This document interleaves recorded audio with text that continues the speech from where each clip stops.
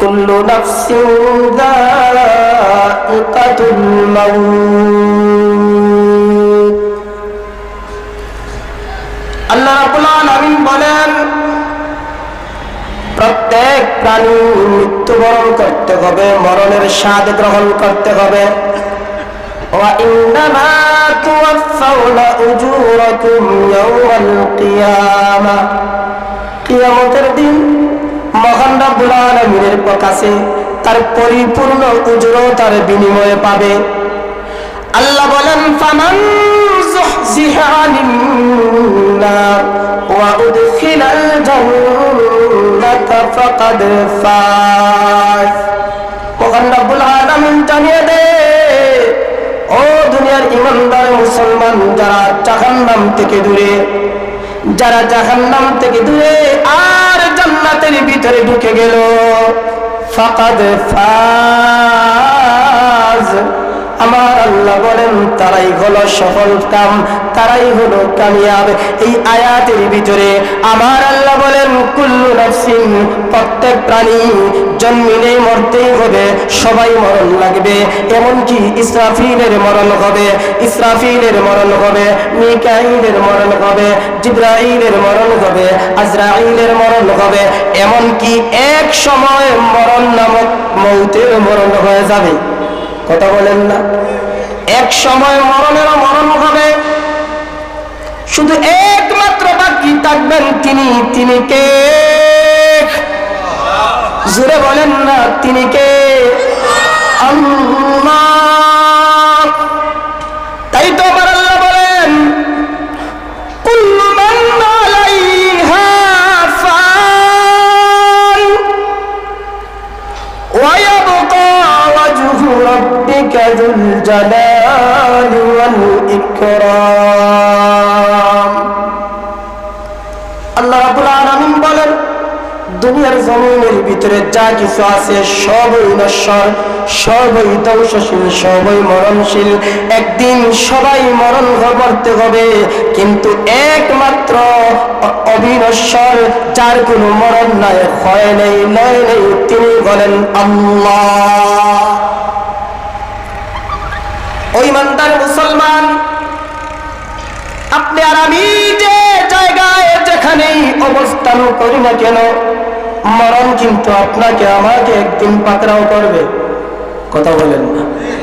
তাই তো আল্লাহ রাব্বুল আলামিন বলেন, আইনামা তাকুনু ইউদরিকুমুল মাউত ওয়ালাউ কুনতুম ফি বুরুজিন মুশাইয়াদা।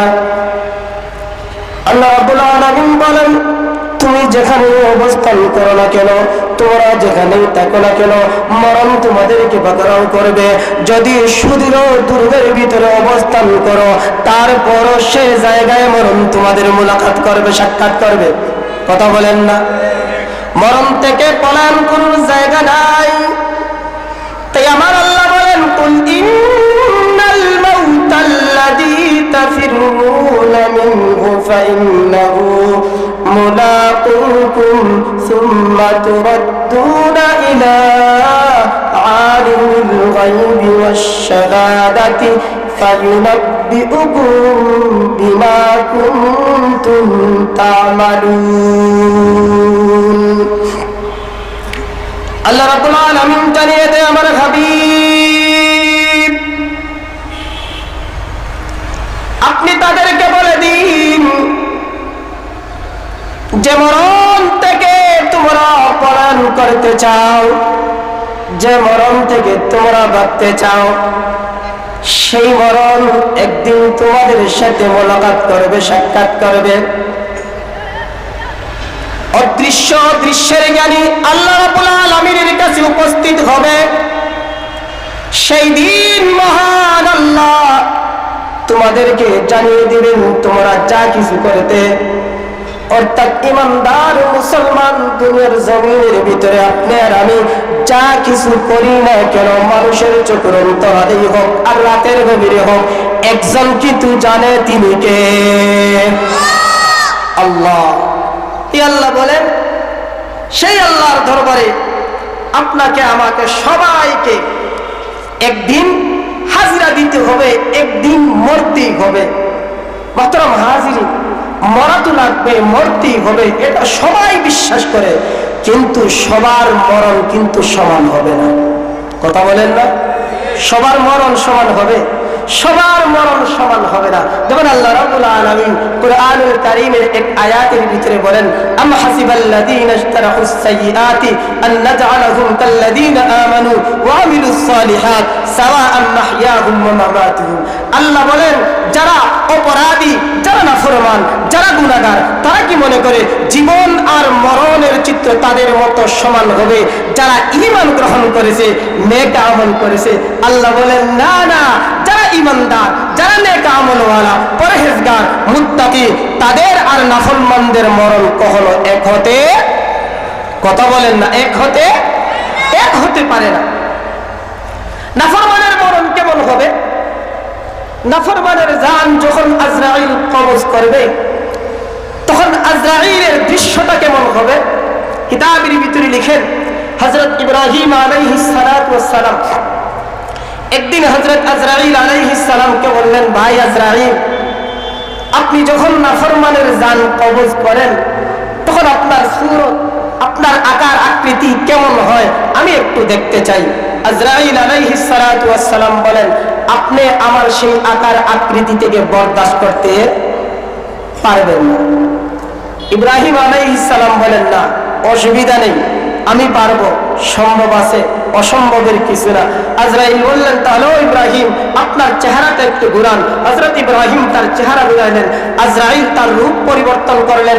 নাফরমানের জান যখন কবজ করেন, সেই রূপ এবং রূপ পরিবর্তন করার পর তিনি বললেন, হো ইব্রাহিম, এখন আপনি তাকান। হযরত ইব্রাহিম আলাইহিস সালাতু ওয়াস সালাম তাকিয়ে দেখেন, খুবই বিশ্রী দত্তর মতো একজন লোক দণ্ডায়মান, তার সারা শরীরের পশমগুলো খাড়া খাড়া, সারা শরীরের পশমগুলো খাড়া খাড়া, এবং চোখ দ্বারা যেন আগুনের ফুলকি বের হইতেছে।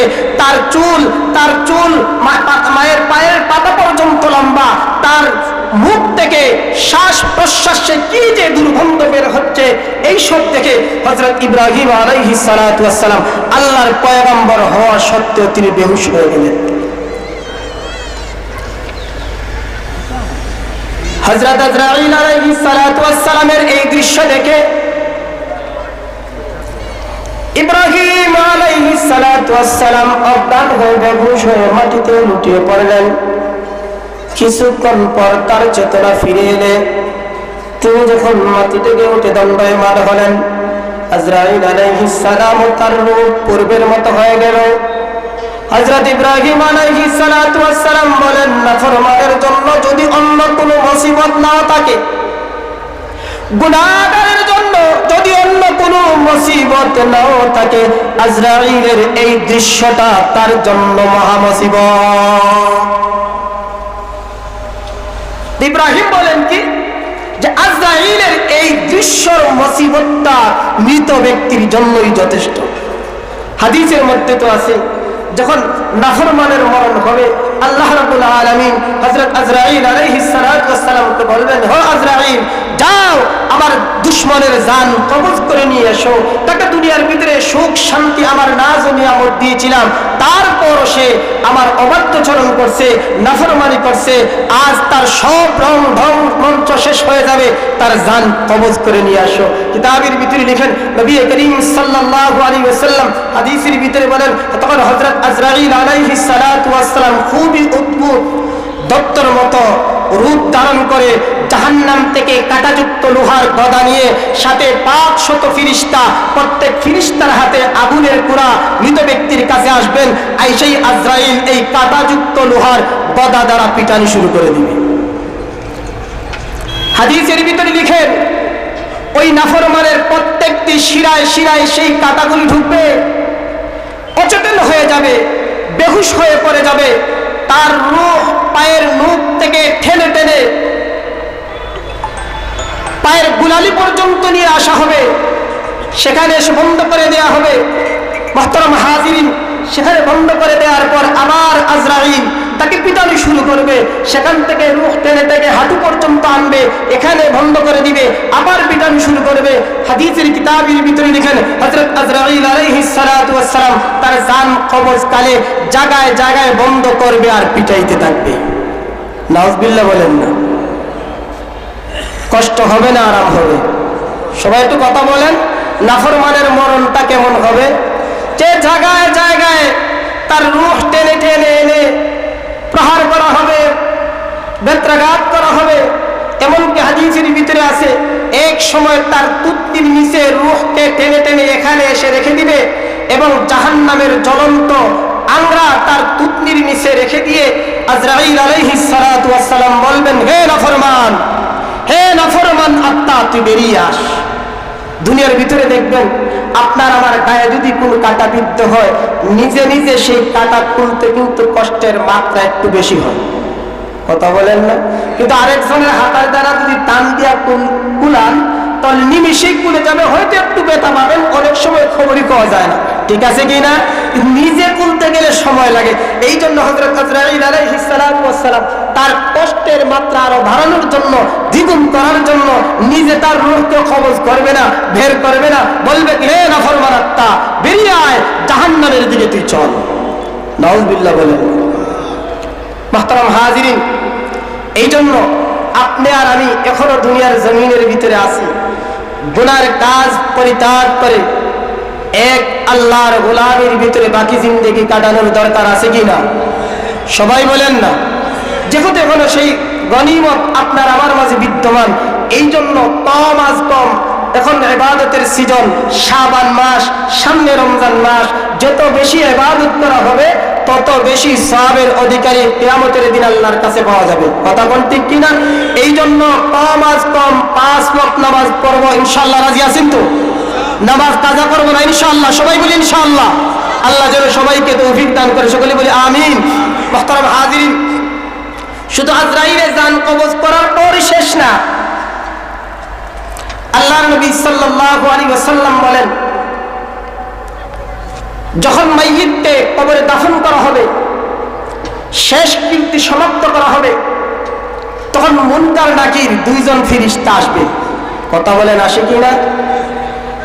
নাফরমানের কবরে মুনকার নাকিরের অবস্থাটা কেমন হবে?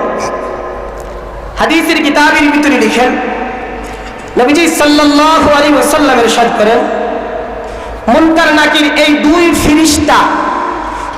ফেরেশতার চোখ দ্বারা যেন বিজলির মতো চমকাইতে থাকবে। তাদের শ্বাস প্রশ্বাসে জাহান্নামের আগুনের ফুলকি বের হতে থাকবে। তাদের দাঁত হবে গরুর সিংহের মতো, চুল হবে মাথা থেকে পায়ের পাতা পর্যন্ত।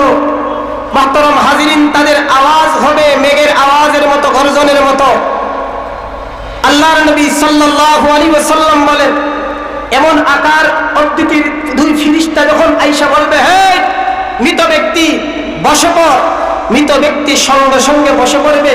মাথা থেকে পায়ের পাতা পর্যন্ত তার কাফনের কাপড় সব কিছু সরে যাবে। জিবরাইল এই 2 ফেরেশতা জিজ্ঞেস করবে, মার রাব্বুকা ওয়া মা দীনুকা ওয়া মান হাযার রাজুল আল্লাযী বুইসতু ফীকুম ওয়া ইউকালু লাহু মুহাম্মদ। জিজ্ঞেস করা হবে, তোমার রব কে, তোমার দ্বীন কি? মুহাম্মদুর রাসূলুল্লাহ সাল্লাল্লাহু আলাইহি ওয়াসাল্লাম সম্পর্কে জিজ্ঞেস করা হবে। ইমানদার মুসলমান ফুকাহায়ে কেরাম বলেন, যারা জানে দ্বীনের উপর আছে, দুনিয়ার জমিনের ভিতরে তাদের রবকে চিনছে, ইসলাম ধর্মের বিধিবিধান মেনে চলছে, নবী মুহাম্মদুর রাসূলুল্লাহ সাল্লাল্লাহু আলাইহি ওয়াসাল্লামের সুন্নাত মোতাবেক দুনিয়ার জীবনে তার এই জীবনটাকে চালাইছে, তার জন্য এই ফেরেশতাদের আকার আকৃতিটাও তেমন হবে না। আল্লাহ তার গায়েব থেকে বান্দার অন্তরে এই 3 প্রশ্নের জবাব ঢেলে দিবে। সুবহানাল্লাহ বলি। কিন্তু নাফরমান, যে নাফরমান দুনিয়ার জমিনে থাকতে দুনিয়ার হায়াতে আল্লাহকে চিনে নাই, দ্বীন ধর্মের উপরে চলে দ্বীনের বিধিবিধান মানে নাই, নবী মুহাম্মদুর রাসূলুল্লাহ সাল্লাল্লাহু আলাইহি ওয়াসাল্লামের সুন্নতের কোনো তোয়াক্কাই করে নাই, তার কবরে যখন এই ফেরেশতার দৃশ্য সে দেখবে, এমনিতেই বেহুশ, দ্বিতীয়ত কিছুই জানে না, তখন সে কি বলবে? শুধু বলবে, হা হা লা আদরি লা আদরি, হায় আফসোস হায় আফসোস, আমি কিছুই জানি না। মুহতারাম হাজিরিন, এই জন্য তো আল্লাহর নবী সাল্লাল্লাহু আলাইহি ওয়াসাল্লাম হাদিসের ভিতরে বলেন, আল কবরু ইম্মা রাওযাতুম মিন রিয়াজিল জান্নাহ ওয়া ইম্মা হুফরাতুম মিন হুফারিন নার। কবর হয়তো কারো জন্য জান্নাতের বাগান হবে, আর কারো জন্য জাহান্নামের একটি খণ্ড হবে। এই হাদিস থেকেই বোঝা যায় যে কারো জন্য জান্নাতের বাগান, যেমন হযরত ওমর ফারুক রাদিয়াল্লাহু তাআলা আনহুর ব্যাপারে হযরত আল্লামা কুতুবউদ্দিন আনাসি রাহমাতুল্লাহি আলাইহি তারিখুল মদিনা নামক কিতাবের ভিতরে লিখেন যে হযরত ওমর ফারুক রাদিয়াল্লাহু তাআলা আনহুর ইন্তেকালের পর একজন সাহাবী, একজন ব্যক্তি তাকে স্বপ্নে দেখলো। স্বপ্ন দেখে জিজ্ঞেস করতেছেন, ওমর ফারুক, মরণের পর কবরের জগতে মহান আল্লাহ আপনার সাথে কিরকম ব্যবহার করেছেন? হযরত ওমর ফারুক রাদিয়াল্লাহু তাআলা আনহু জবাব দেয়, আমার মরণের পর আমার লাশকে যখন কবরস্থ করা হলো, দাফন কাফনের কীর্তি সমাপ্ত হলো, মুনকার নাকির দুইজন ফেরেশতা এলেন, এসে বলতেছেন, মার রাব্বুকা, তোমার রবকে? হযরত ওমর ফারুক রাদিয়াল্লাহু তাআলা আনহু সঙ্গে সঙ্গে জবাব দিলেন, তোমাদের কি লজ্জা নেই? তোমাদের কি হায়া নেই? তোমাদের কি শরম নেই? কেন আমাকে জিজ্ঞেস করতেছো আমার রবকে? তোমরা বলো তোমাদের রবকে। ফেরেশতা দুইজন একজন আরেকজনের দিকে তাকায় আর বলতেছে, মহান আল্লাহ আমাদেরকে তার কাছে পাঠাইছেন প্রশ্ন করার জন্য, নাকি আল্লাহ আমাদেরকে পাঠালেন তাকে আমাদেরকে প্রশ্ন করার জন্য? সঙ্গে সঙ্গে মুহাম্মদুর রাসূলুল্লাহ সাল্লাল্লাহু আলাইহি ওয়াসাল্লাম হযরত ওমর ফারুক রাদিয়াল্লাহু তাআলা আনহুর কবরের দিকে তার চেহারা মুবারকটা একটু প্রকাশ করলেন। সুবহানাল্লাহ বলেন না? আমরা সবাই জানি হযরত ওমর ফারুক রাদিয়াল্লাহু তাআলা আনহুর কবর মুহাম্মদুর রাসূলুল্লাহ সাল্লাল্লাহু আলাইহি ওয়াসাল্লামের কবর মুবারকের সংলগ্ন। আল্লাহর রাসূল এই দৃশ্য দেখে কবর থেকে তার চেহারা হযরত ওমর ফারুক রাদিয়াল্লাহু তাআলা আনহুর কবরের দিকে একটু প্রকাশ করলেন। প্রকাশ করে মুনকার নাকিরকে বলতেছেন, ও ফেরেশতারা রে, আমার ওমর তোমাদের রবের চাইতে সে বেশি চিনে। সেই ওমর রাদিয়াল্লাহু তাআলা আনহু সম্পর্কে ভালো কইরা বুঝেন আরেকজন ব্যক্তি হযরত ওমর রাদিয়াল্লাহু তাআলা আনহুকে স্বপ্নে দেখলেন। ওমর দুনিয়া থেকে বিদায় নেয়ার 10 বছর পর। কত বছর পর? একটু কথা বলেন না, কত বছর পর? 10 বছর পর দুনিয়া থেকে বিদায় নেয়ার 10 বছর পর একজন স্বপ্নে দেখলো হযরত ওমর ফারুক রাদিয়াল্লাহু তাআলা আনহুকে। স্বপ্নে দেখে জিজ্ঞেস করে, ও ওমর, কবর জগতে মহান আল্লাহ আপনার সাথে কেমন ব্যবহার করছেন? এই ঘটনাটি লেখেন আল্লামা জালালউদ্দিন সুয়ুতি রাহমাতুল্লাহি আলাইহি নূরুস সুদুর ফি শারহ আহওয়ালিল কুবুর নামক কিতাবের ভিতরে। 10 বছর পর স্বপ্নে দেখলেন ওমর রাদিয়াল্লাহু তাআলা আনহুকে। জিজ্ঞেস করলেন, ওমর, কবরের ভিতরে মহান আল্লাহ আপনার সাথে কেমন ব্যবহার করেছেন? হযরত ওমর রাদিয়াল্লাহু তাআলা আনহু বলেন, আমি দুনিয়া থেকে ইন্তেকাল হয়ে কত বছর হলো কবরে এসেছি? তিনি জবাব দেয়, 10 বছর হলো। হযরত ওমর ফারুক রাদিয়াল্লাহু তাআলা আনহু বলেন, আমি কবরে আসার পর মহান রব্বুল আলামিন আমাকে প্রশ্ন করেছেন দুনিয়ার জিন্দেগির ভিতরে আমি যখন খলিফা ছিলাম আমি আমার অধীনস্থদের হক যথার্থভাবে আদায় করছি কিনা, দুনিয়ার ভিতরে থাকতে আমার অধীনস্থদেরকে জান্নাতের পথ দেখিয়েছি কিনা, জাহান্নামের পথ চিনিয়েছিলাম কিনা, জাহান্নাম থেকে বাধা দিয়েছিলাম কিনা, জান্নাতের পথের রাহবারি করেছিলাম কিনা, তাদের হক যথার্থভাবে আদায় করেছি কিনা। এই প্রশ্নের জবাব দিতে দিতে আজ সেই জবাব দিয়ে আমার শেষ হয়েছে। যে হযরত ওমর ফারুক রাদিয়াল্লাহু তাআলা আনহুর ব্যাপারে স্বয়ং আল্লাহর রাসূল বলেন, মুনকার নাকির ফেরেশতাদেরকে মুহাম্মদুর রাসূলুল্লাহ সাল্লাল্লাহু আলাইহি ওয়াসাল্লাম বললেন যে তোমাদের চাইতে আমার উমর তার রবকে বেশি চিনে। যে অধিক রবকে চিননেওয়ালা উমর তার দুনিয়ার জিন্দেগির খুঁটিনাটি বিষয় যদি আল্লাহর কাছে জবাব দিতে সময় লাগে 10 বছর হয় ইমানদার, আপনার আর আমার অবস্থাটা কেমন হবে? তো ভাবেন আপনার আর আমার অবস্থাটা কেমন হবে? আপনি আর আমি তো হযরত উমরের চাইতে রবকে বেশি চিনি না। কথা বলেন না? বলতে পারবেন বুকে হাত দিয়ে বলে আমি আমার রবকে উমরের চাইতে বেশি চিনি? আদৌ না, সম্ভব না। উমরের চাইতে আপনি আমি আপনার আমার রবকে বেশি চিনি না। যে উমর তার রবকে এত বেশি চিনে, এত বেশি জানে, সেই উমরের যদি প্রশ্নের জবাব দিতে 10 বছর সময় যায়, আল্লাহই জানে আপনার আমার কত হাজার বছর লাগবে। কথা বলেন? এই জন্য মুহতারাম হাজিরিন, বেশি বেশি মরণের কথা স্মরণ করেন। কারণ আল্লাহ রাসূল সাল্লাল্লাহু আলাইহি ওয়াসাল্লাম হাদিসের ভিতরে বলছেন, যদি কোনো ব্যক্তি দৈনিক 20 বার মরণের কথা স্মরণ করে, আল্লাহ তাকে শাহাদাতের মর্যাদা দান করে দেন। জোরে বলেন না সুবহানাল্লাহ? দৈনিক কতবার? 10-20 বার। দৈনিক 20 বার যদি মরণের কথা স্মরণ করেন, কি মরণের মর্যাদা লাভ হয়? শাহাদাতের মৃত্যুর সাপ লাভ হয়। আল্লাহ রাব্বুল আলামিন বেশি বেশি মরণকে স্মরণ করে দুনিয়াতে চলার তৌফিক দান করুন। সকলে বলি আমিন। মুহতারাম হাজিরিন, হাদিসের মধ্যে আল্লাহ রাসূল সাল্লাল্লাহু আলাইহি ওয়াসাল্লাম বলেন, কাদ নাহাইতুকুম আন জিয়ারাতিল কুবুর ফাজুরুহা ফাইন্নাহা তুযাক্কিরুল আখিরা। আল্লাহ রাসূল সাহাবায়ে কেরামদেরকে বললেন, ও আমার সাহাবীরা, আমি কবর জিয়ারত করতে তোমাদেরকে বারণ করেছিলাম, নিষেধ করেছিলাম, কিন্তু আজ আমি বলতেছি তোমরা বেশি বেশি কবর জিয়ারত করবা, কবরের পাশে যাইবা, কবরের রাস্তা দিয়ে গমন করবা। কেন? বলে কবর তোমাদেরকে আখিরাতের কথা স্মরণ করিয়ে দিবে। সুবহানাল্লাহ বলি। মুহতারাম হাজিরিন, দুনিয়ার জিন্দেগির ভিতরে তো শয়তান আপনাকে আমাকে বিভিন্নভাবে ধোঁকা দিতেছে, বিভিন্নভাবে ঈমান হারা করার জন্য পায়তারা করতেছে। সবচেয়ে বেশি সারা জিন্দেগি ভর আপনাকে আমাকে শয়তান যে পরিমাণ ধোঁকা দিছে, তার চাইতে অধিক পরিমাণ ধোঁকা দিবে মরণকালে।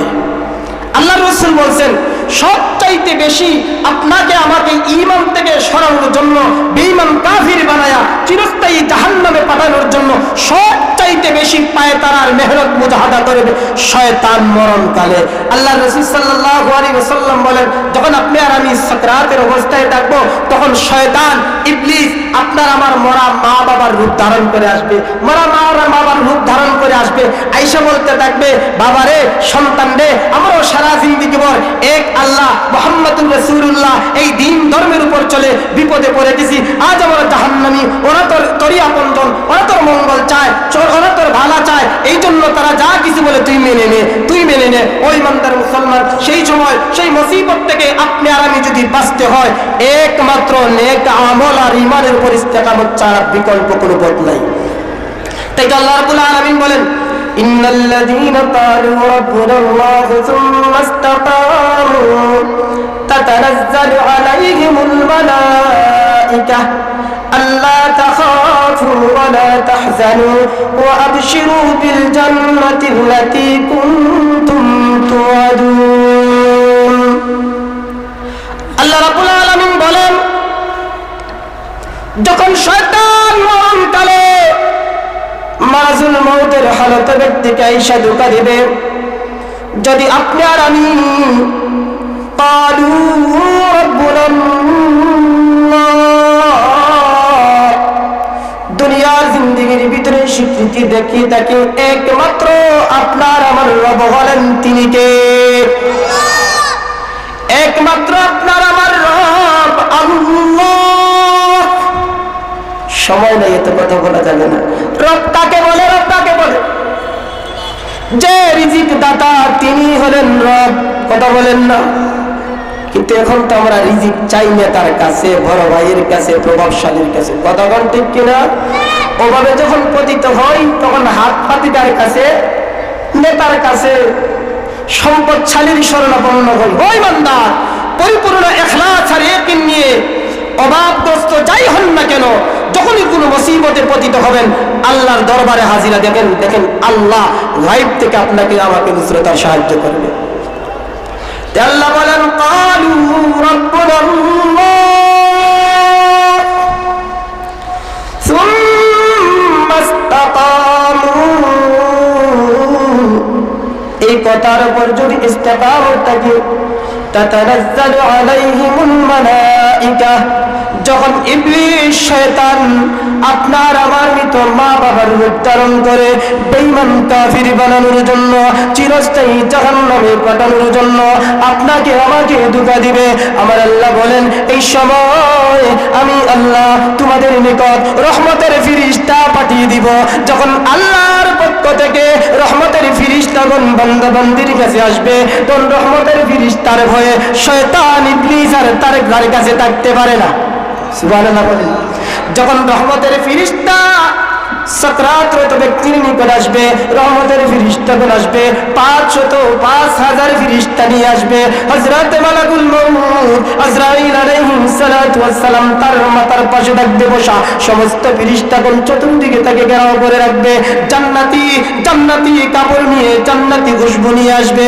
ও ইমানদার মুসলমান, ফেরেশতাগণ তাকে জান্নাতের সিনারি দেখাইতে থাকবে, বলতে থাকবে ও আল্লাহর বান্দা, ও আল্লাহর বন্ধু, তুমি আসো, তোমার জন্য আমার আল্লাহ জান্নাতের ভিতরে ওই বালাখানা, জান্নাতের ভিতরে ওই বাগান, জান্নাতের ভিতরে ওই হুরার ইলমান বরাদ্দ করে রাখছে। বান্দারে আশাস, দুনিয়ার মায়া সারে, দুনিয়ার মায়া ছেড়ে আসতে দেরি, আমার আল্লাহ তোমাকে জান্নাতে পৌঁছাইতে দেরি না। ওই ব্যক্তি তখন হাসতে হাসতে হাসতে হাসতে দুনিয়া থেকে বিদায় নিবে। সুবহানাল্লাহ বলুন। আর নাফরমান, নাফরমানের অবস্থাটা কেমন হবে? হাদিসের ভিতরে আছেন ওই ফেরেশতাগণ তার কাছে আসবে, আয়েশা ফেরেশতা বলবে হে আল্লাহর দুশমন, হে নাফরমান, দেখ আমার আল্লাহ ওই যে জান্নাত, জান্নাতের ভিতরে তোর জন্য একটা বালাখানা বরাদ্দ রেখেছিল। নাফরমান দে দুনিয়ার জিন্দেগির ভিতরে নাফরমানি করে আল্লাহর অবাধ্যচরণ করে সেই বালাখানা থেকে তুই মাহরুম হয়েছিস। জাহান্নামের সিনারি দেখবে, ওই যে আল্লাহ তোর জন্য শাস্তি ভোগ করার জায়গা জাহান্নাম প্রস্তুত করে রাখছে। আয় আয় জাহান্নামে আয়। যখন এই জাহান্নামের দৃশ্য দেখবে, হাদিসের ভিতরে নবীজি বলেন, তখন ওই সাকরাতরত ব্যক্তি মাথা দ্বারা নাড়া দিবে, না না সেখানে আমি যাইতে চাই না। এই জন্য মুহতারাম হাজিরিন, আল্লাহ রাব্বুল আলামিন আপনাকে আমাকে এখনো দুনিয়ার হায়াতে জিন্দেগি বাকি রাখছে। ঈমানের সহিত নেক আমল করে মরণের আগে আল্লাহকে রাজি আর খুশি করে জান্নাতের ওয়ারিস বনার জন্য সবাইকে তৌফিক দান করে। জোরে বলি আমিন।